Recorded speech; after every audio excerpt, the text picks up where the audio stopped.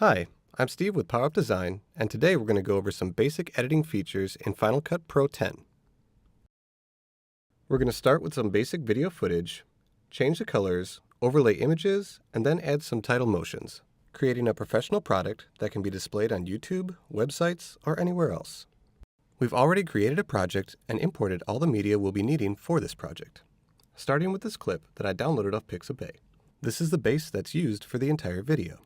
First, I want to slow down the rotation of the planet, so I'm going to highlight the clip, move to the time button, then under slow select 50%.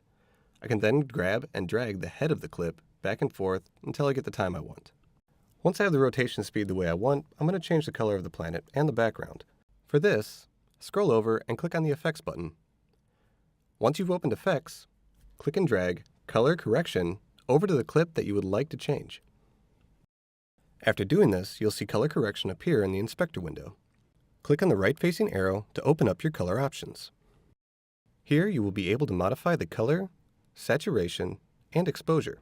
Before doing this, make sure that your playhead is located over the clip you will be editing, or you won't be able to see your changes. It's going to take you a bit of time, but by modifying the color, saturation, and exposure, you can modify any video clip to appear the way you want. Next, we'll overlay an image to appear on our video. For this, we are using a PNG with a clear background. Click and drag the image and release it on top of your video clip. Because our image has a clear background, we can still see the majority of the video behind it. We can modify and move this image by first selecting it, then clicking on the Transform button, and dragging the corners of the image. If you make any mistakes, just click Command-Z to undo your last edit.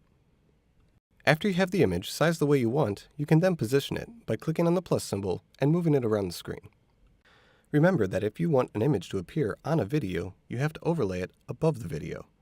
If you place the image below the video is overlaid over the image. Next, we're going to add a title. Here we're using Ripple title motions that you can pick up at fxfactory.com for about 50 bucks. But this works the same way if you're using the titles that come with Final Cut Pro.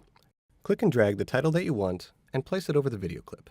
You can expand or shorten the title so that it plays for the duration you want. The same can be done with images. Now to modify your title, double-click on it, then move to the inspector window on the right. There are a number of options here for you. First, we're going to position our title by clicking on the title button and in the X or Y axis, moving the dial back and forth until we get the position we want. There are a number of settings here that can really make your title stand out, so take some time and figure out exactly what you like. Next, click on the text button to type in what your title is going to say. You can also change the font, alignment, and size of your title here. Once you're done, move your playhead to just before the title starts so that you can preview your video and see how your title will appear. The last thing we're going to do is add a couple transitions by clicking on the Transitions button, then selecting the transition we want and dropping it on either the image or video clip that we want to modify. In this example, we dropped a cross-dissolve transition onto our image. By doing this, our image fades into our video. If you've just started using Final Cut Pro, it can be frustrating. But with a little time and patience, you can produce amazing results that will captivate your audience.